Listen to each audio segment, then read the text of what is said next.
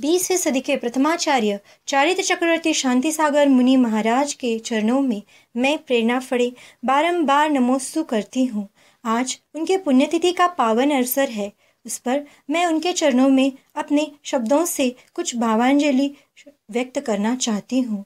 वैसे तो उनके हमारे समाज पर अनंत उपकार है, उन्हें भुलाना किसी भी जैनी के लिए संभव ही नहीं है।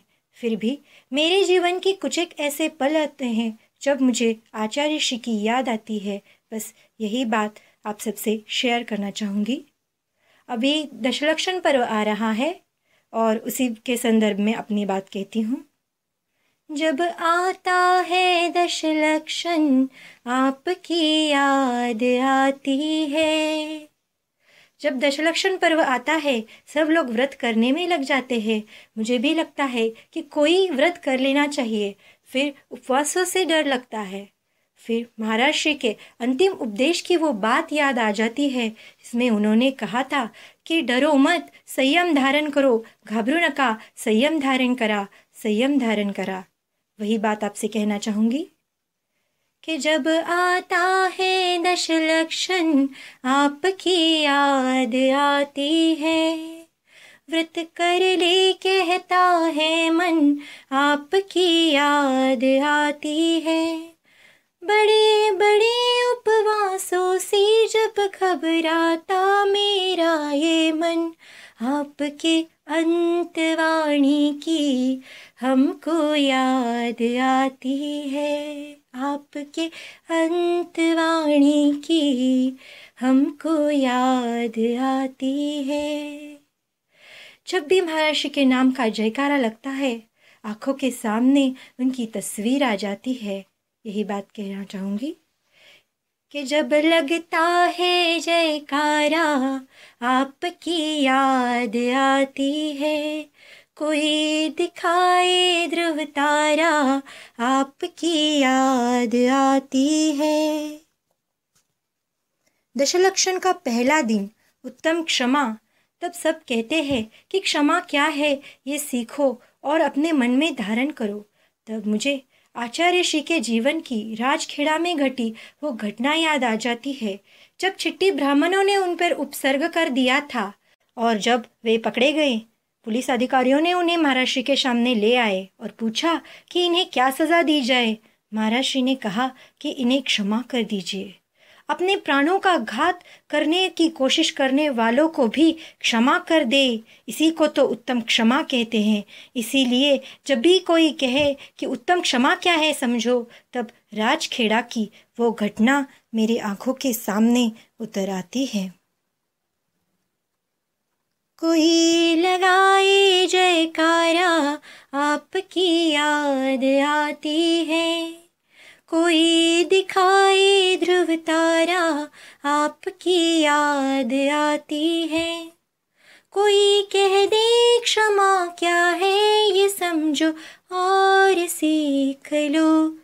राजखेड़ा की वो घटना हमको याद आती है।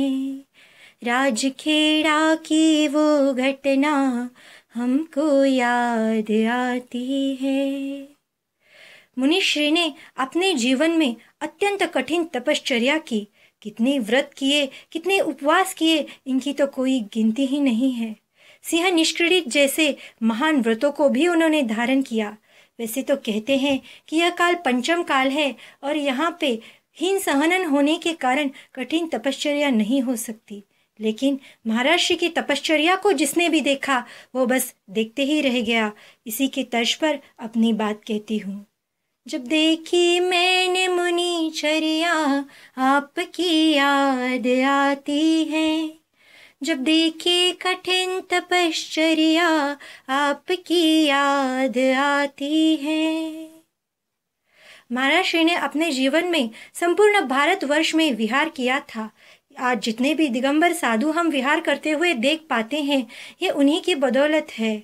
आज जब भी कोई राजनेता अपने पॉलिटिकल फायदों के लिए दिगंबर मुद्रा पर बंदी लगा देता है तब मुझे याद आता है कि आज जहाँ पे भी हम दिगंबर मुनि देख सकते हैं ये आप ही की बदौलत देख सकते हैं। आपके अनंत उपकारों की मुझे तब याद आती है। जब देखी मैंने मुनिचर्या आपकी याद आती है।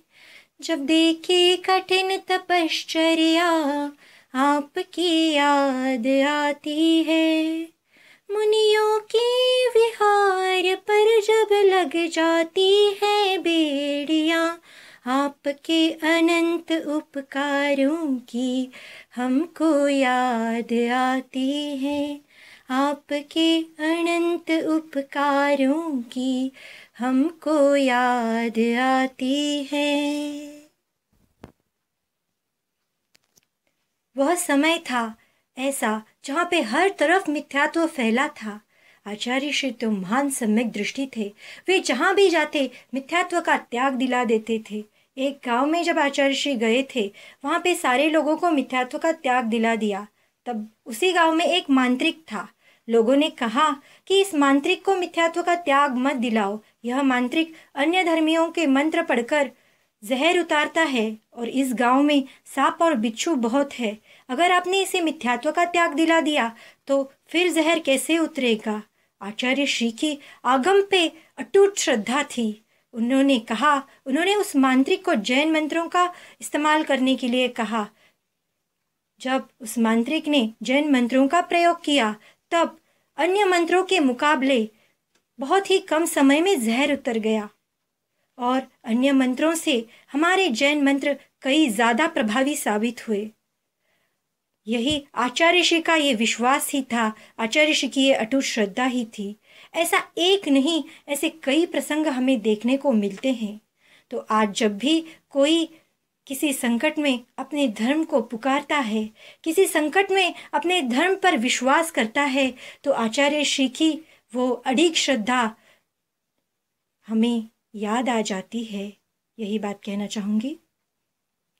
जब कोई धर्म में करता आस आपकी याद आती है। रखे आगम पे अटल विश्वास आपकी याद आती है। कोई कह दे भक्ति में बहुत बड़ी शक्ति होती है।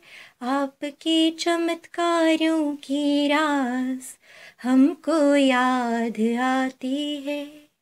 आचार्य श्री के आशीर्वाद से कई रोगियों के रोग दूर हुए, कई लोगों का जीवन संवर गया, न जाने कितने ही जीवों का कल्याण हो गया। उन्हीं चमत्कारों की हमको आज याद आती है।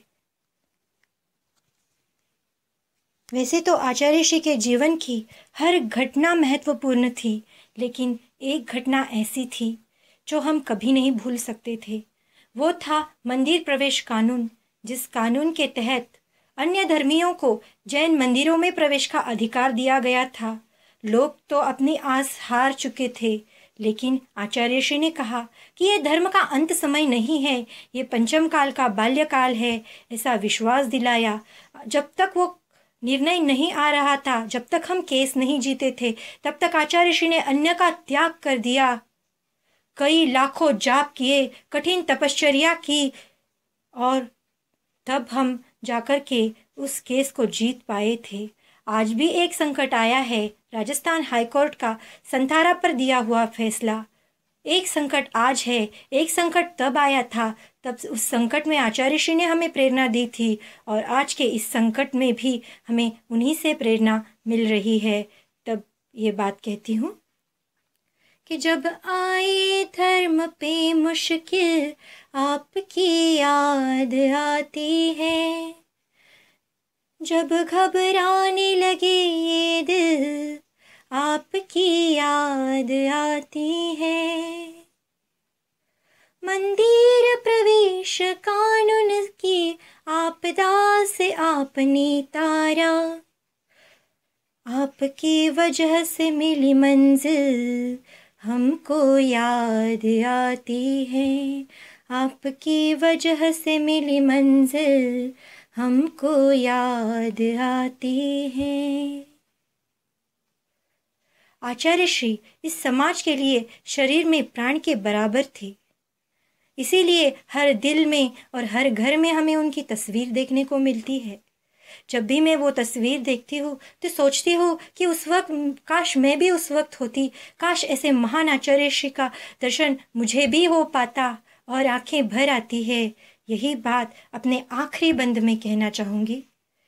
दिखे हर घर में जब तस्वीर आपकी याद आती है, दिखे हर घर में जब तस्वीर आपकी याद आती है, आँखों में भर आए जब नीर आपकी याद आती है, दिल की हर धड़कन से निकले बस एक ही आवाज, आप हो क्षमा शांति के वीर, हमको याद आती है, आप हो क्षमा शांति के वीर, आपकी याद आती है। आचार्य श्री के जीवनी को शब्दों में कह पाना वैसे तो नामुमकिन है, पर फिर भी मैंने ये अपनी श्रद्धावश छोटी सी कोशिश की। इनको शब्दों में ढाल पाना किसी के लिए संभव नहीं है।